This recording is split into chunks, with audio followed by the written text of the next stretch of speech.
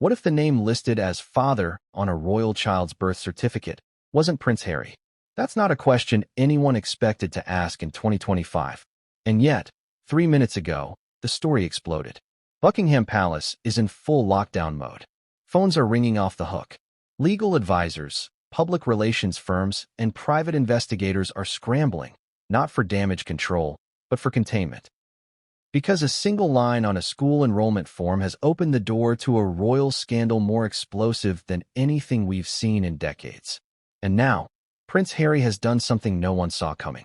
Before we continue, please hit the like button, subscribe to the channel, and turn on the notification bell for updates. He's fled, boarded a jet, and returned to the UK, without Meghan, without the children, and without comment. But why? Why would Harry? A man who spent years distancing himself from the very institution he called toxic, suddenly raced back into the arms of the monarchy? It wasn't for reconciliation. It wasn't for duty. It was panic. Pure, unmistakable panic. And it all started with an email. An ordinary school administrator at an elite but discreet private institution Archie had been enrolled in sent a routine verification request to Buckingham Palace. It was meant to confirm lineage for security protocol. Standard paperwork. But what they received back from the palace wasn't a yes. It was silence, followed by a legal threat. And that's when the whispers started to leak. First among royal aides, then to select members of the press, and finally, in a thunderous blow to the Sussex's image, to the public. The birth certificate doesn't match the father's name. Not legally, not medically, not in any way that adds up. And if that's true, if the father listed on Archie's school records is not Harry, then we're not just dealing with a private family matter. We're looking at the collapse of a narrative that has shaped the last 6 years of royal history. The fairy tale, the wedding, the escape to California, the Netflix deals, the memoirs, the Oprah tears, the brand called Archwell. It was all built on the image of a family. Of Prince Harry, Duke of Sussex, and Meghan Markle, mother of his children. But what if that image was doctored? What if Archie Harrison Mountbatten Windsor was never truly a Mountbatten Windsor at all? What if the father listed on his birth certificate isn't Harry? Let that sink in. Not a tabloid theory. Not a clickbait rumor. A clerical, legal, factual discrepancy, sitting quietly on a school file until someone double-checked. So what happens now? Already, royal observers are calling this the Mountbatten mistake. But others are whispering darker theories. This wasn't a mistake. It was deliberate, meticulously crafted, paperwork polished, photo shoot staged, announcements manipulated. And now, the cracks are showing. Here's what we know. Archie's private school in California requested identity verification documents as part of a new security audit. A discrepancy was discovered between the name listed as father in the school records and the official documentation held by British authorities. An internal palace review reportedly found inconsistencies between the initial birth certificate filed in 2019 and an amended version quietly updated weeks later. That amended version, believed to remove Meghan's name entirely and list only Her Royal Highness the Duchess of Sussex, was never formally reconciled with UK medical records or school admission forms. One name appears consistently on those documents, and it isn't Harry's. The exact name? That's still under tight wraps. For now. But a source close to the palace has already called it jaw-dropping. And while officials refuse to confirm whether the name listed is someone from Meghan's past, or perhaps even tied to royal staff, the shock has already ignited political concerns. Why? Because Archie is currently 6th in line to the British throne. Think about that. If the legitimacy of Archie's birth certificate is in question, if Prince Harry is not his legal father, then the implications ripple far beyond family drama. This affects the line of succession, the integrity of royal records, and even the security arrangements for a minor who may now be outside the monarchy's legal protection. And that's why Harry ran. One moment, he was walking along the beach in Montecito. The next, he was stepping onto a jet chartered under an alias. No security from the US side. No press. Not even a public schedule change. He just disappeared. And within hours, according to our sources, arrived in the UK under heavy royal escort. Flown not to Heathrow, but to a private military airstrip often used for covert royal travel. Straight to Balmoral. Not to see the king, but to access the palace archives. A last-ditch effort? A father trying to salvage his rights? Or a man about to confront the lie of a lifetime? Because here's the most damning part. Meghan has not responded. Not once. Not a statement. Not a denial. Not even a "this is false." Her social media has gone dark. Her team has gone silent. Her lawyers, typically quick to fire cease and desist letters, have not even acknowledged the reports. And in the age of instant spin control, that silence says more than words ever could. Let's not forget, this isn't the first time questions have been raised around Archie's birth. Back in 2019, when Meghan gave birth, the palace issued a curiously delayed statement. There were discrepancies in the timing. A declaration made after the baby had supposedly been born. No hospital photo op. No official documentation until days later. An oddly staged appearance that drew raised eyebrows across the UK press. Then came the amendment to the birth certificate, which removed Meghan's name and replaced it with her royal title, triggering outrage from feminist advocates and confusion from constitutional experts. Now, all of that looks less like a paperwork error and more like preparation. Preparation for a day when the truth might leak, but the documentation would be so tangled, so inconsistent, that no one could follow the trail cleanly. Except the school administrator did. A simple form, a signature check, a father's name that didn't match, and a house of cards started to tremble. Why does this matter now?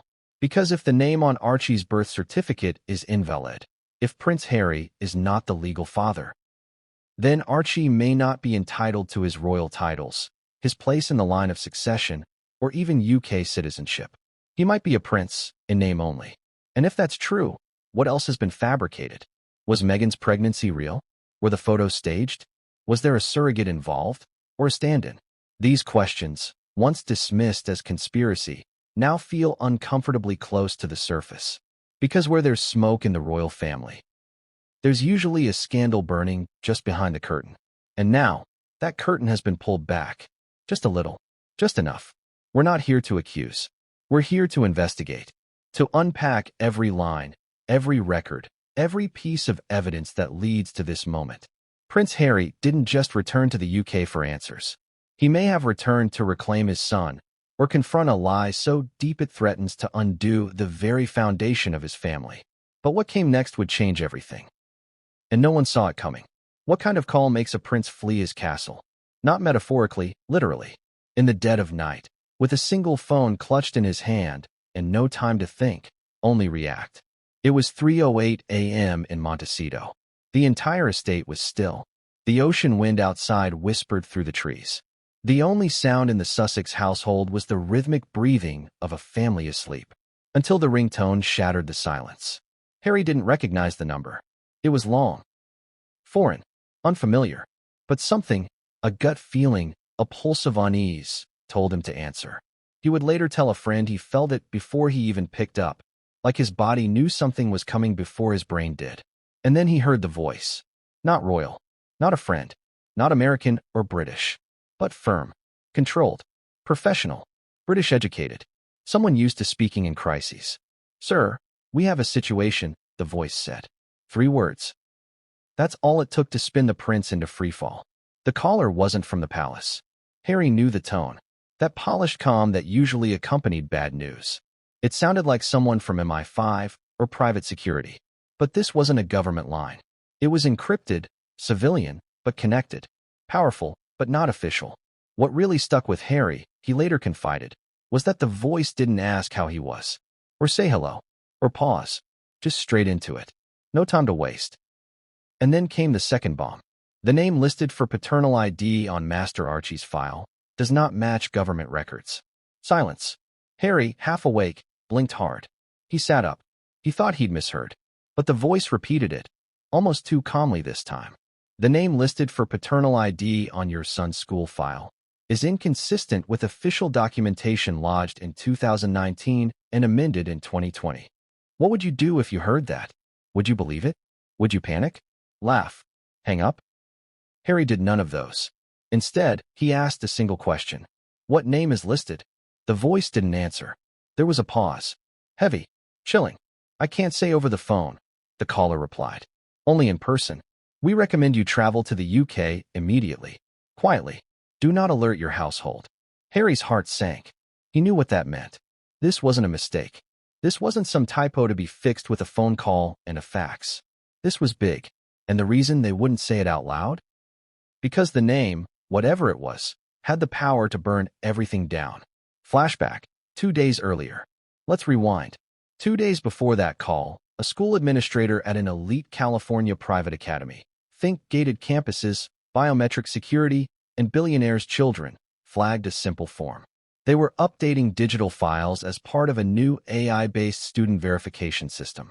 As part of that update, every child's legal documentation needed to match a government-issued database. When Archie's profile pinged a red flag, the administrator assumed it was a data sync error. But when he opened the file, his jaw dropped. Because the system pulled 2 conflicting names from 2 official documents. One was the name submitted by Meghan's team, His Royal Highness Prince Henry Charles Albert David, listed as father. But the UK government database returned something else. Not blank, not unavailable, a different full name, and not a random one. One that has, until now, never been linked to Archie's paternity, but that insiders say has ties to Meghan's past. Still, the administrator didn't panic. Not right away. He followed protocol, flagged the file, request clarification, and escalate if needed. He submitted an inquiry, which, due to Archie's high-profile status, went through multiple filters and delays. But somehow, whether through a leak, a flag, or someone inside, the palace was alerted before Meghan and Harry were. And that changed everything. Inside Buckingham Palace, red alert. At that exact moment, before Harry knew, before Meghan even realized the school had asked, Buckingham Palace was already in war mode. King Charles was informed. Prince William was briefed. Lawyers were summoned. And most importantly, the royal archives were opened. According to an insider close to the matter, there was genuine shock. But also, this wasn't totally unexpected. Some of them suspected something years ago. You read that right. Some of them suspected something years ago. And now, with the school's inquiry and a conflicting paternal record on official documents, the whisper became a firestorm. But here's the kicker. The palace didn't contact Harry. They went around him. They contacted someone in the Sussex's extended security detail, a contractor with ties to UK firms, and activated a protocol designed for family-level legal anomalies. Which is exactly how the 3:08 a.m. call happened. Harry didn't learn about it from Meghan, or from the school, or from the palace. He learned about it from a stranger. Harry's reaction, rage, denial, panic. Back in Montecito, Harry's breathing had gone shallow. His fingers were shaking. He asked again, demanded, the name that was on the file. Again, he was told, "We cannot say over the phone." What came next was almost mechanical. Harry got out of bed, quietly. He walked to the bathroom, locked the door, turned on the shower, and sat on the edge of the tub in the steam. There, in the muffled chaos of early morning confusion, he texted someone from his old life. A man he hadn't spoken to in months. We won't name him here, but let's just say he's the kind of person who makes things disappear or appear when the royal family needs them most. Harry texted, "Need to get to UK. No media. Immediate. Can you help?" The reply came instantly. "Stand by. I'll call you from a secure line." Meghan slept through the departure. Here's the part that stunned everyone. Harry didn't wake Meghan. He packed a small carry-on bag, left his main phone behind, used a burner device, and told only one person in Montecito, his private security manager, that he was leaving for a family emergency. By sunrise, he was already on the tarmac of a small private airport, boarding a jet under a false name. No goodbye, no confrontation, no confrontation. Just silence. What was he thinking? Was he already suspecting something? Had doubts built up over the years? Was he ignoring his gut for too long? Because let's not pretend this came completely out of nowhere. Seeds of doubt planted long ago. Remember the mysterious way Meghan and Harry handled Archie's birth in 2019? No traditional photo on the hospital steps. No name on the hospital registry for days. Conflicting reports about which hospital Meghan gave birth in, the Portland versus the American wing at Chelsea and Westminster. And then, the amended birth certificate, which removed Meghan's actual name and replaced it with just Her Royal Highness the Duchess of Sussex. At the time, it was brushed off. A clerical preference, they said. But now, in the light of the school records, what if it was a cover-up in plain sight? What did the palace find before Harry did? This is where things get dark. Because by the time Harry was in the air, the palace already had a name. Not just a name, a full background, a potential motive, a timeline, a digital trail. There's even speculation they've located photographic evidence from Meghan's pre-royal days that may show connections between her and the man whose name is now entangled in Archie's file. Harry didn't even know all this yet. He was flying back into a storm that had already been brewing without him. A storm fueled by documents, whispers, and secrets he may never have been meant to uncover. But he was coming anyway, to reclaim something, to stop something, or maybe to admit something he'd long suspected. Final moments before landing. As Harry's plane crossed the Atlantic, he stared out the window. He was alone, for the first time in years. No Meghan, no PR, no camera crew, no interviews, no branding, no Netflix deals. Just him, a passport, a burner phone, and a sinking feeling in his chest. And waiting for him on the other side? Not comfort, not support, but a sealed manila folder, sitting on a desk inside a private room at Balmoral, that held the name he had tried not to think about for years. He didn't know what it would say, but he knew one thing. If it wasn't his name, everything was about to collapse. But just as Harry stepped off the plane, his phone lit up. One text. From Meghan. Just 6 words. You weren't supposed to find out. What if the first royal baby born in modern memory, the one hailed as the new dawn for the monarchy, had a birth certificate that couldn't legally stand up to scrutiny?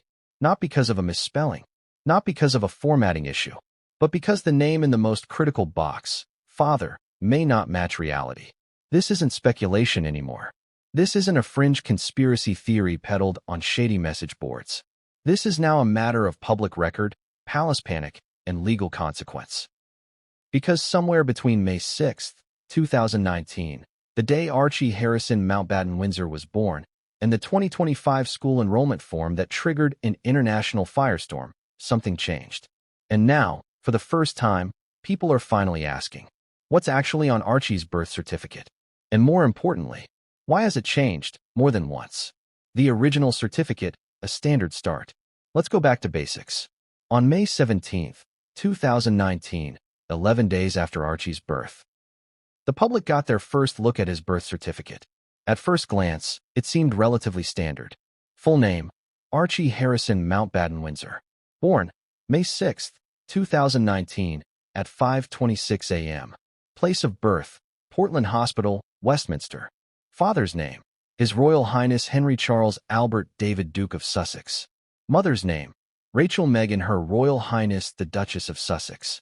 Occupation, Prince of the United Kingdom / Princess of the United Kingdom. The press barely blinked. There were a few raised eyebrows about the location. Portland Hospital is a luxury private facility, not the traditional Lindo wing, and some snarky commentary about the use of royal titles in the occupation field. But nothing explosive. Until something changed. The quiet amendment, Meghan's name removed. Fast forward to June 2019. Suddenly, and with no public announcement, the birth certificate was amended. In the updated version, Meghan's name, Rachel Meghan, was removed entirely. In her place, just the words, Her Royal Highness the Duchess of Sussex. Gone was her given name. Gone was her individuality. Gone was the personal identity of the woman now known worldwide as Meghan Markle. At the time, reactions were swift and divided. Meghan's camp claimed it was a royal directive, meant to align with palace-preferred formatting and traditions. Royal insiders pushed back, whispering that the change was initiated by Meghan herself. A power move to emphasize her title over her name, some said. But now, in hindsight, the real question is, was it something else entirely? Was this name switch not about optics, but about covering up an inconsistency? The father's name never changed. Or did it? On both versions of the birth certificate, the father was listed as His Royal Highness Henry Charles Albert David Duke of Sussex. Seems clear, right? Except now, in 2025. We've learned that a completely different name appeared on Archie's recent school documents submitted for enrollment verification. A name not associated with Prince Harry. A name not part of the Mountbatten Windsor lineage. A name that, according to one palace source, should not legally exist on any document tied to the line of succession. And if that name had appeared once, on a single school form, it could be blamed on a clerical error. But it didn't. Insiders claimed the same name was cross-referenced on a California state immunization record, a digital passport application draft, a notarized affidavit related to child custody from 2021, 3 separate legal documents, 3 chances for someone to fix the record, no corrections made. Now here's where things take a darker turn. The alleged name, a ghost from Meghan's past. We won't publish the full name here, not yet, but here's what we can confirm. The name is male. He is not a member of the royal family. He is known in elite Los Angeles social circles. He has previously been romantically linked to Meghan during her Suits era. He is rumored to have had financial ties to a surrogate agency based in Beverly Hills. And, perhaps most shockingly, he vanished from the public eye in early 2019. That date should alarm you, because Meghan gave birth in May 2019. This man disappeared in February 2019. Coincidence? Or something far more sinister? Why would Meghan list another man's name? Let's play devil's advocate. Assume Meghan did not forge anything. Assume she did not purposely falsify documents. Assume, generously, that this was part of a complicated legal arrangement that required discretion. That leaves one explanation. Surrogacy. If Archie was born via surrogate, and if legal agreements listed the biological father differently from the presumed father, Harry, then legally, in some jurisdictions, the name on the certificate must match the biological contributor. But here's the problem. Under UK law, if the child is born via surrogate within British territory and the surrogate is unmarried, the intended father must submit a parental order, and the birth certificate should reflect that.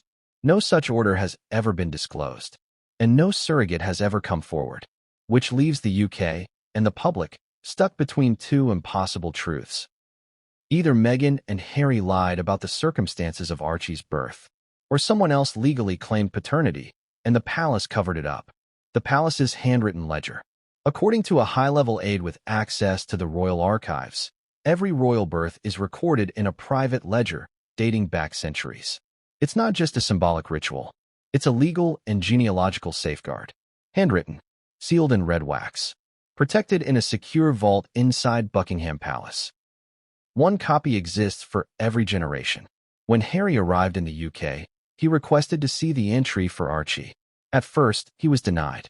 But after speaking directly to King Charles, and reportedly threatening to go public with the school record himself, access was granted.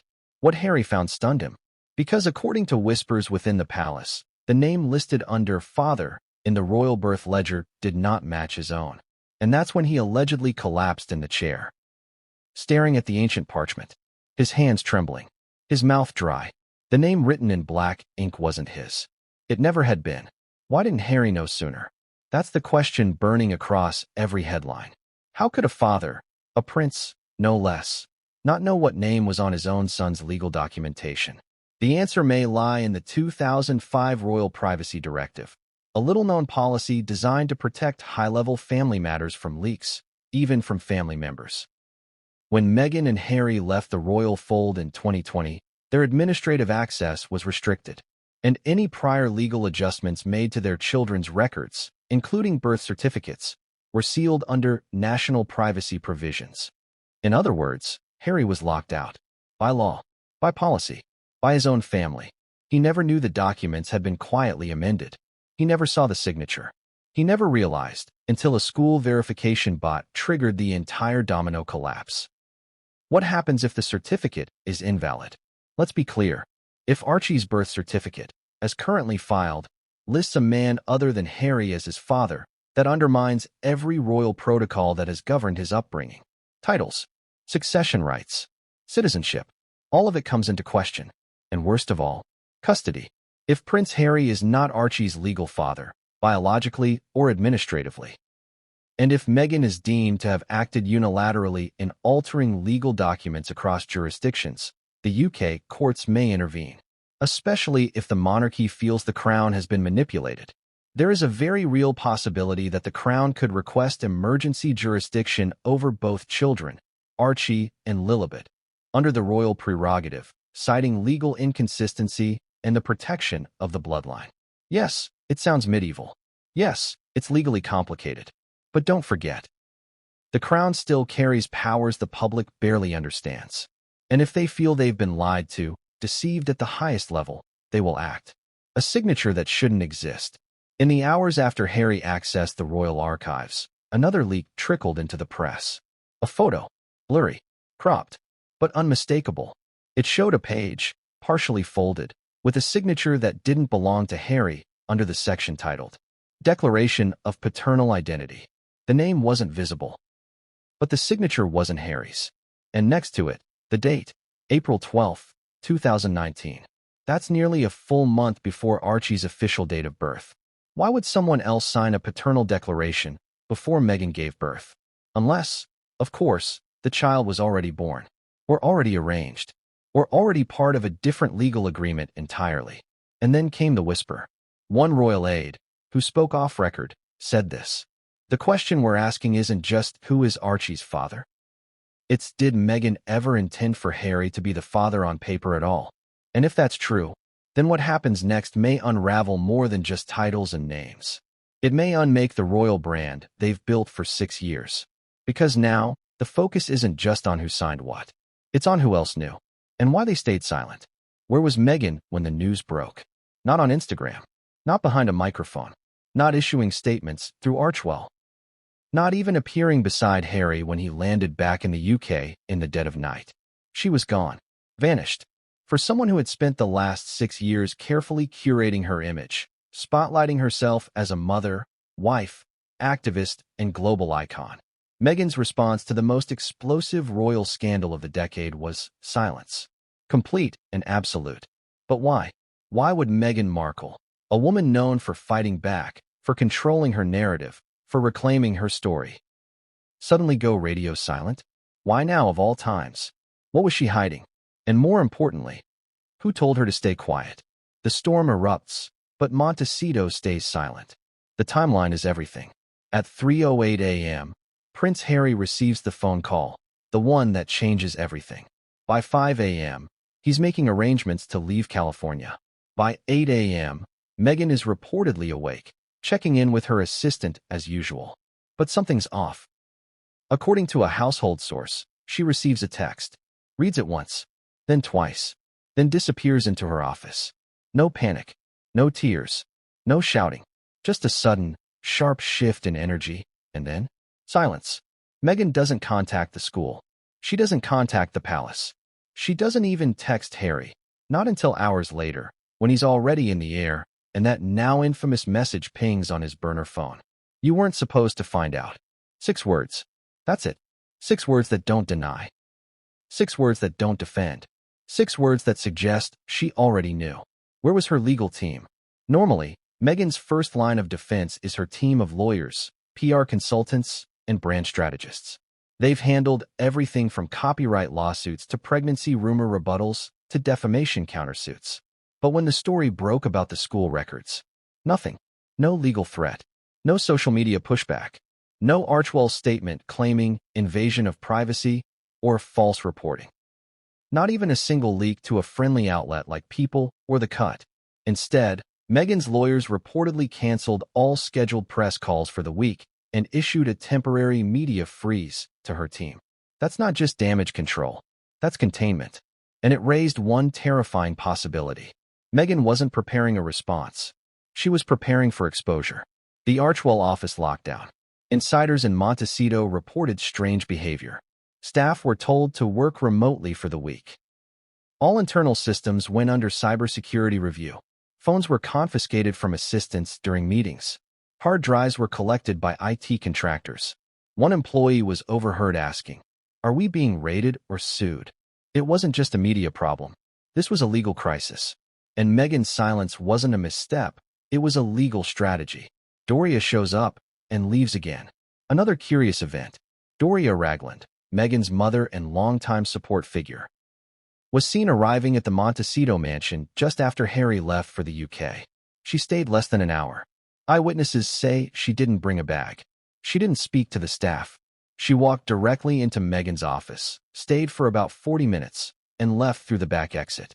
No kiss goodbye. No hug. No comfort. Just a short, terse visit. What could they have discussed? Why did Doria leave so quickly? And what did she tell Meghan? Some believe Doria tried to get ahead of the explosion. Others say she knew what the palace had found. Either way, something about that meeting deeply shook Meghan. Because shortly afterward, she shut off her phone. The deleted calendar. One source who manages Meghan's social media scheduling made a chilling discovery. All pre-scheduled posts, collaborations, quotes, promotional content were deleted. Gone. Even birthday messages for friends, which are usually automated weeks in advance. Even sponsored Archwell content, which earns thousands per post. All of it wiped. Why? Because Meghan was preparing to vanish, or more accurately, to retreat into control. Not the kind of control that spins a narrative, but the kind of control that prepares for legal scrutiny. Old enemies take notice. It didn't take long. The second Meghan went silent, the critics came crawling out of the shadows. Samantha Markle, Thomas Markle Sr., Piers Morgan. Even royal biographers like Tom Bower and Angela Levin took to the airwaves with one shared refrain. We told you something didn't add up. And for the first time in years, the public didn't immediately side with Meghan. The silence spoke louder than any clapback. And it was chilling. But what about Meghan's closest friends? Where was Serena Williams? Where was Gayle King? Where was Tyler Perry? Not a single one posted anything in support. No hashtag I stand with Meghan. No, leave Meghan alone. No late-night FaceTime receipts. Even Oprah said nothing. When asked about the scandal during a brief red carpet appearance, she said simply, I'm not involved in that anymore. Not involved. Anymore? That word, anymore, hinted at something deeper. At distance. At burned bridges. At people who once stood beside Meghan, now watching from afar. And wondering the same thing. Why did she let this happen? The Duchess who never blinks, now blinking. In the past, Meghan was fast. Lightning fast. When tabloids printed lies, she struck back. When family betrayed her, she told her truth. When critics attacked her motherhood, she clapped back with Vogue interviews and Netflix specials. But now, not a whisper. No camera crews. No diary-style confessions. No hand-holding with Harry on the lawn. Just withdrawal. And according to several staffers, fear. One housekeeper reportedly overheard Meghan whispering. They weren't supposed to find that copy. That's the moment it hit. This wasn't accidental. This wasn't a mix-up. This was deliberate orchestration. And now, the structure was cracking. The paper trail that won't stay buried. Multiple insiders have confirmed that Meghan's legal team is scrambling to review every piece of paperwork tied to Archie's birth. Hospital records, prenatal agreements, private physician NDAs, surrogacy contracts, if any exist, and worst of all, the digital file Meghan stored on a private server. Codenamed A.H.1. That's now missing. IT experts say the file was deleted just days before the school form leak. But someone had already backed it up. Someone who knew this moment would come. Someone who no longer believes in protecting Meghan. The rumors she can't kill. Let's talk about the whispers Meghan never managed to bury. The moon bump accusations during her pregnancy. The unusually smooth post-birth appearance. The hidden hospital location. The surrogate claims. The absence of medical staff statements. The nurse who allegedly resigned after asking too many questions. All these things once dismissed as conspiracy, now have context, now have documentation, now have school records to back them up. And still, Meghan says nothing. There are two possibilities now. 1. Meghan is preparing the mother of all legal rebuttals, complete with documents, medical records, and sworn statements. Or 2. She's guilty of hiding something so profound, so reputationally nuclear, that no amount of PR can save her. And if it's the second, her silence may not be strategic. It may be the beginning of the end. The final whisper before Harry landed. Remember that text? You weren't supposed to find out. Let's revisit that. It wasn't. This isn't true. It's a lie. I can explain. It was resignation. A woman caught. A truth revealed. A web unspun. Because Meghan's silence isn't just about fear. It's about control slipping through her fingers. For the first time since marrying into royalty. She's not the one telling the story, but someone else is. And that someone is about to speak. Because the next person to come forward is the school whistleblower. And what he reveals will make everything you've heard so far looked like the calm before the storm. He was never supposed to be part of the story. He didn't work for the royal family. He didn't know Meghan or Harry personally. He wasn't a political player, just a man doing his job, buried under digital forms, ID verifications, and database security protocols. Until one Tuesday morning, he opened a file and found something that should not have been there. Something that would unleash a scandal threatening the very foundations of the modern monarchy. So who is he? Why is he speaking now? And what exactly did he see? Meet Daniel, the man who opened Pandora's folder. We'll call him Daniel, not his real name, for his safety. But what we can tell you is this. Daniel works in admissions compliance at one of the most prestigious private institutions in California. The kind of place where billionaire families pay 6 figures a year to enroll their toddlers. The kind of place where discretion is worth more than tuition. And that's why, when he first noticed an inconsistency in a student's file, he didn't panic. He followed protocol. He flagged the discrepancy and submitted it for internal review. But then something happened that stopped him cold. His flag was deleted. Not resolved. Not reviewed. Deleted, scrubbed clean, with no record of the submission. And that's when Daniel knew something was very, very wrong. The document that shouldn't exist. Let's rewind 72 hours before the media firestorm. Daniel was completing a digital audit as part of the school's transition to a new AI-based identity management system. Every student's file was being cross-referenced with state and federal databases. When he reached Archie Harrison Mountbatten Windsor, the system froze. Not a glitch. A hard stop. A warning message in red. Inconsistent parental identity, flagged for manual verification. Daniel pulled up the file. What he found was strange. In the legal guardian field, it listed Rachel Meghan Markle. In the father field, a name he didn't recognize. Not Prince Harry. Not His Royal Highness. Not even a variation. A completely different name. One Daniel would later describe as not famous, but connected. He assumed it was a mistake. Maybe a data merge error. Maybe a test form. Until he checked the metadata. The document had been submitted manually, not by the family, but by a legal representative from a high-powered Los Angeles law firm. One known for surrogacy cases. Daniel tries to escalate it, gets shut down. Daniel did what any compliance officer should. He submitted a report, flagged it for the school's legal oversight team. He expected a reply within 24 hours. Instead, within 6 hours, his submission was gone. No email, no rejection, no follow-up, just gone. And shortly after, he received an internal memo stating, "Do not revisit the file in question. Inquiry has been resolved by external authority." No name. No explanation. Daniel had been working in elite education compliance for almost a decade. He had never seen anything like this. So he did the one thing he wasn't supposed to do. He made a copy. The backup file that changed everything. Daniel saved the version of Archie's school record, including the metadata trail, onto a private, encrypted drive. At first, he didn't know what to do with it. He wasn't interested in drama. He wasn't a monarchist. He didn't care about tabloid headlines. But the more he looked into the law firm listed on the form, the more he uncovered.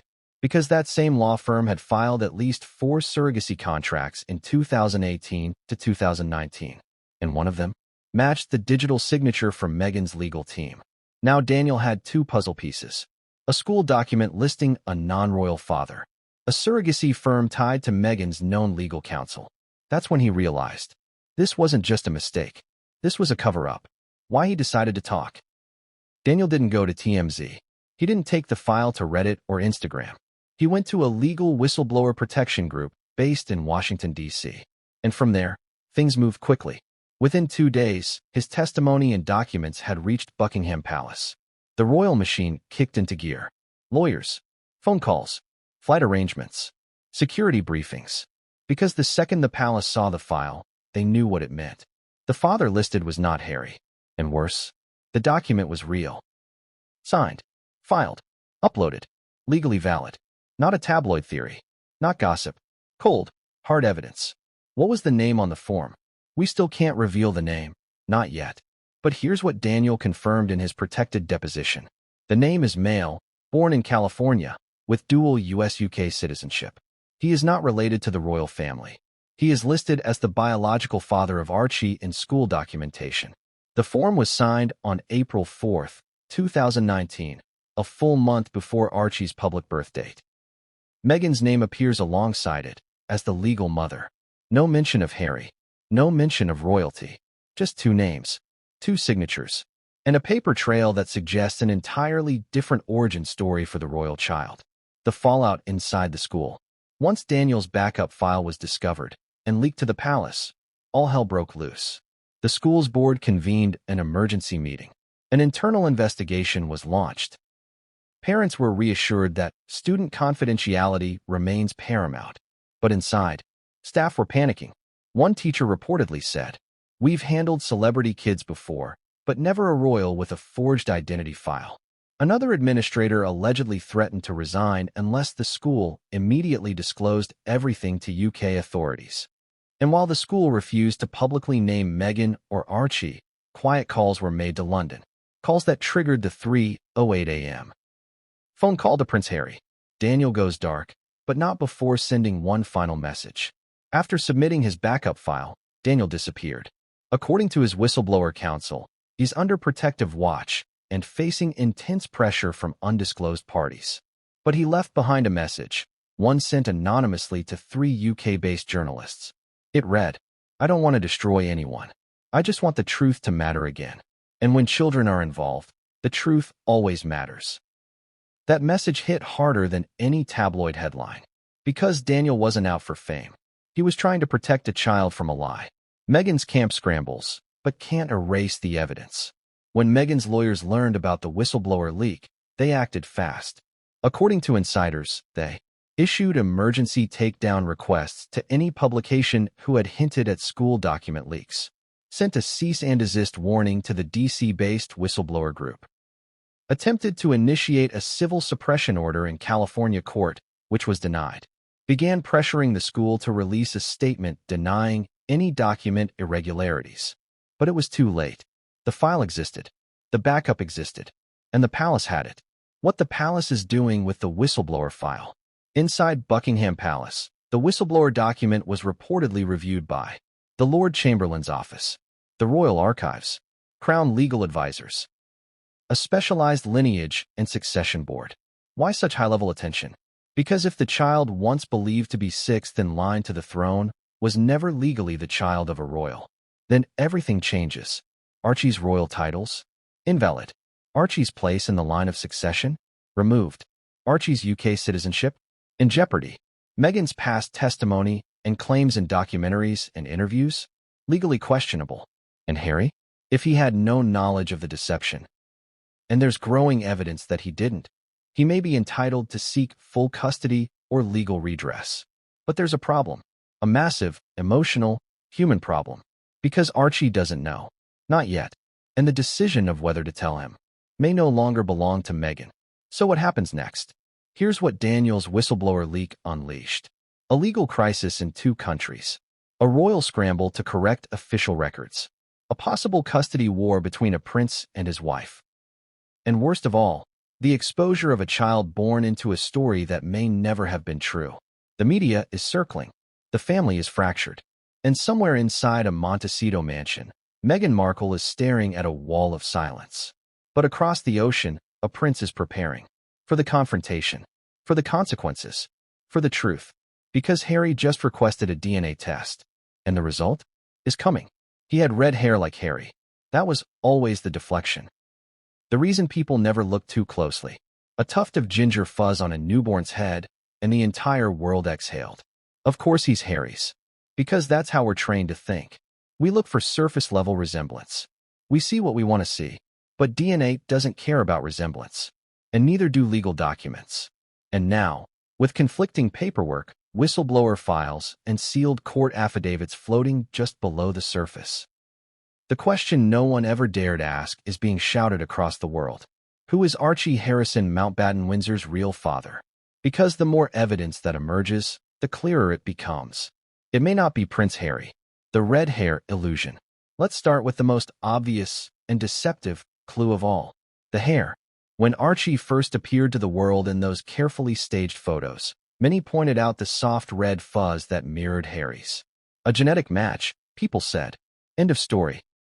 But here's the truth. Red hair is recessive. It can skip generations.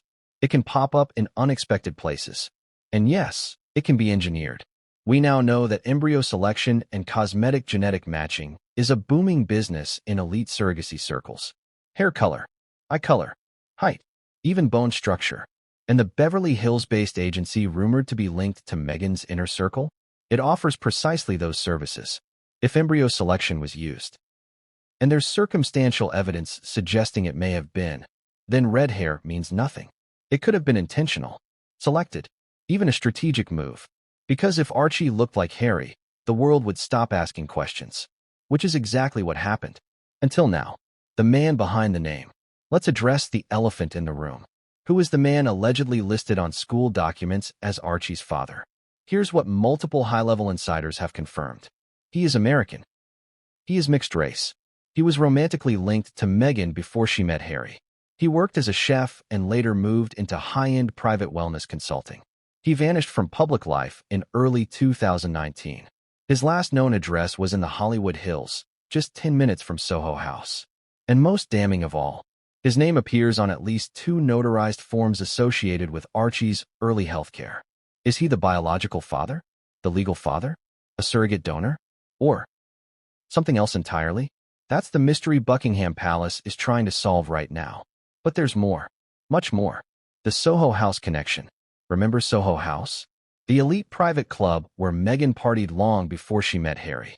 It was her social launchpad, where she mingled with influencers, media players, and wealthy insiders. It's also where she met Marcus Anderson, her rumored longtime confidant, the man who allegedly helped design her ascent into royal life. And this mystery man, he was a bartender there, later promoted to private events chef. Multiple sources now claim Meghan and this man were briefly involved between 2014 and 2016 during her rise on Suits. Nothing scandalous. A quiet relationship, but enough that friends remembered it. And when Meghan left for Toronto to continue filming, he disappeared. No social media, no press, no contact, until his name popped up in Archie's school records. And suddenly, every person who ever saw them together is revisiting the past through a very different lens. Digital footprints scrubbed, but not forgotten. After the story broke, online sleuths did what they do best. They combed through social media archives, LinkedIn profiles, alumni registries. And they found something peculiar. A cluster of deleted Instagram photos from Meghan's Toronto years. One in particular stood out. A blurry dinner table. A caption that read, "He cooks. I clean. Deal of the century. Tag removed. Location, Soho House, Toronto. Date, February 2016. But the photo wasn't fully deleted. It still existed in the digital archives of a food blogger who reposted it. And the man in the background? Same height, same build, same nose. And unmistakably, the man now listed on Archie's school form. Coincidence? Or breadcrumbs? The disappearing chef. What's even stranger? This man, let's call him D, vanished in early 2019. Right as Meghan was supposedly in the late stages of pregnancy. His social media accounts were wiped. His private wellness consultancy was closed for spiritual sabbatical. He stopped responding to friends, stopped attending events, and according to one source, he was paid off. One insider with knowledge of the Soho House inner circle said, he didn't vanish. He was moved, quietly, and compensated. He's not a threat. That's what Meghan said. Compensated for what? Silence? Donorship? A surrogacy contract? We don't have the full picture yet, but we do know this. He reappeared recently, under a new name, in Colorado, working at a luxury mountain retreat. And when a journalist tracked him down and asked about Meghan, he said only 2 words. No comment. The surrogacy theory gains ground. Let's address the theory that once made headlines and was then quickly buried. That Meghan used a surrogate for Archie. At the time, it was dismissed as cruel speculation. But now, the pieces begin to align. The absence of typical maternity milestones during Meghan's pregnancy. The odd shape of the baby bump in different appearances. The bizarre secrecy around the hospital location. The lack of medical staff statements or confirmations. The timing of the birth announcement, suspiciously delayed. The amendments to the birth certificate. And now, a paternal identity mismatch. Put it all together, and the question no longer seems absurd. It seems inevitable. And if surrogacy was involved, and Harry wasn't the biological father, then everything the world thought it knew about Archie's origin unravels. Harry's gut feeling, was he lied to? People close to Harry now say he suspected something. Not in the early days. Not when the cameras were flashing and Meghan was glowing. But later, when the paperwork started getting murky, when the hospital staff refused to give him straight answers, when the lawyers Meghan dealt with refused to copy him on emails, when one day he found a file in their Montecito home labeled Private AH, and Meghan allegedly snatched it from his hands before he could open it. They say he let it go, that he didn't want to ruin the fairy tale, that he was afraid of what he'd find. But now, with the palace involved, the documents public, and a school whistleblower exposing the truth, he's no longer afraid. He wants answers. And he's ordered a DNA test. Is the test happening? Yes. According to royal insiders, Prince Harry has initiated a private, court-admissible paternity test through a high-security lab in Switzerland. The test includes a fresh sample from Harry, a sample from Archie, reportedly obtained during a medical checkup, legal oversight from both UK and US representatives, and the results are expected within days. If Harry is confirmed as Archie's biological father, then this entire scandal becomes one of documentation fraud, still serious, but not catastrophic. If Harry is not the father, then this becomes the biggest royal deception since the abdication crisis. And the monarchy will respond fast. Why this matters more than ever. This isn't just about a child's paternity. It's about the legitimacy of royal succession, about whether a child presented to the world as royal was ever royal at all, about a prince who may have been used, about a mother who may have manipulated history, about a palace forced to pick between damage control and dynastic integrity, and about a boy, Archie, who deserves to know the truth. Because this isn't a tabloid game. This is his life, his name, his legacy, and now, the world watches, waiting for test results that could rewrite everything. But there's one more twist. One final piece of evidence that's just come to light. A photograph, locked away for years, hidden from public view. But now, it's out, and in it, a man, holding a newborn baby. Not Harry, but someone else. Someone with Meghan, in a private room, at a date that predates Archie's official birth. And this photo is now in the hands of the palace. She rarely speaks. She's never given a formal interview. She's kept her head down, her lips sealed, and her loyalty fixed. But when Doria Ragland, Meghan Markle's mother, appeared at the Montecito estate just hours after the school record scandal broke, everything changed. Because what she said, or didn't say, in that quiet, shadowy visit may be the key to understanding everything that's come since. Her visit was short. Her words were few, but one line. Whispered, overheard, and now echoed in hushed tones across the royal and legal worlds, has left a chill in its wake. Don't do this to him. You know he's not ready. The question is, who is she talking about? Harry? Archie? Someone else? And what exactly did Doria mean? Let's unravel the mystery behind the woman who stayed silent. Until the one-moment silence was no longer an option. The arrival, no bags, no entourage, no warmth. It was just after 10 a.m. On a sunlit morning in Montecito, neighbors reported seeing a sleek black Tesla glide quietly up the Sussex driveway. No press, no PR, no frills. At the wheel, Doria Ragland. Alone. No security detail. No assistants. No suitcase. She stepped out in yoga pants and a hooded sweater, her trademark low-key aesthetic, and walked straight into the house. A staffer opened the side door, wordlessly. Doria didn't speak to anyone. No good morning. No chat with the housekeeper. No smile for the gardener. She went straight into Meghan's private office and shut the door. The curtains were drawn. The air in the house, according to one staff member, was thick with tension. Whatever was about to happen was long overdue. A mother's instinct or a mother's guilt. What could make Doria drop everything and drive across town, unannounced? This isn't a woman who meddles. She's been called Meghan's rock, the only one she trusts, the quiet anchor in the storm. But something in those school records must have terrified her. Maybe not for herself. Maybe not even for Meghan. But for Harry. Because according to a leaked account from a Montecito staffer, Doria's voice was heard, low, firm, emotional. He's not ready for this. You have to be honest. She wasn't yelling. She wasn't accusing. But she was urgent. And that's where the real mystery begins. What wasn't he ready for? The DNA test? The truth about Archie?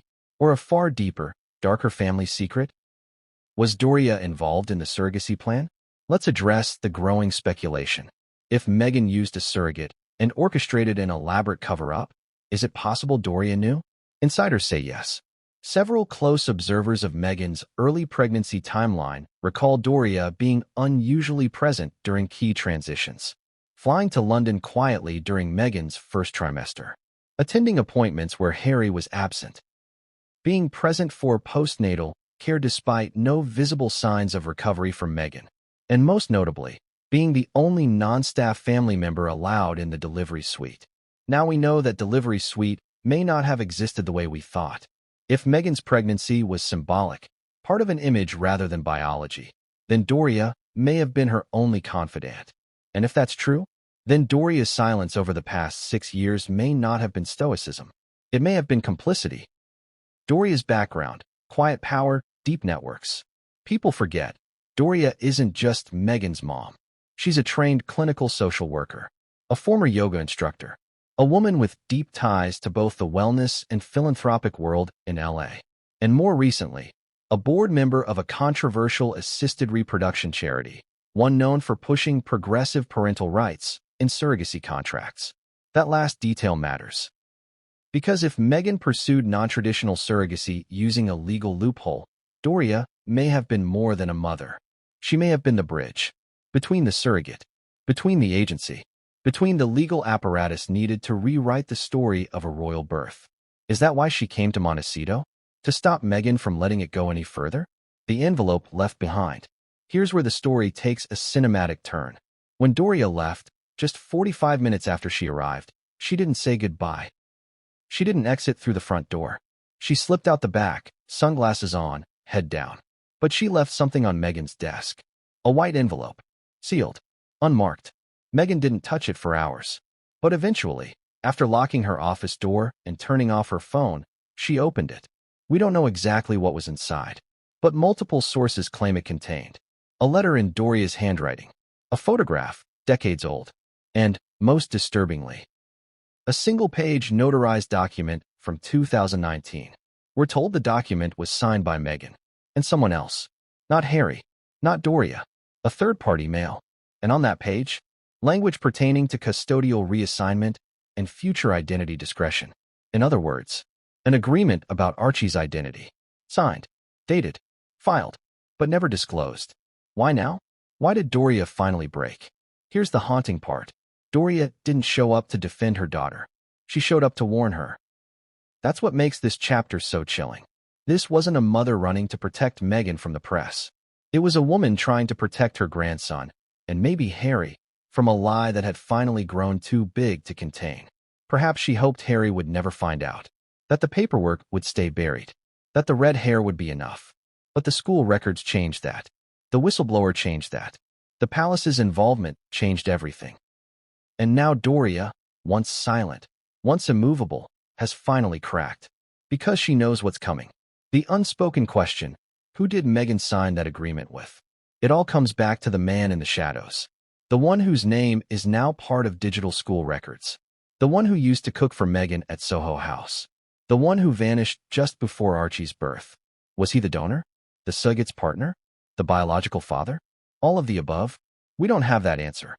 Yet. But Doria's document, if it's real, suggests that Meghan made a binding agreement to conceal that identity. Which could mean Harry was never told the truth. The palace was never told the truth. And most chillingly, Archie may have been born into a legal fiction. One designed to preserve status, access, image, royal illusion. Harry still doesn't know about the envelope.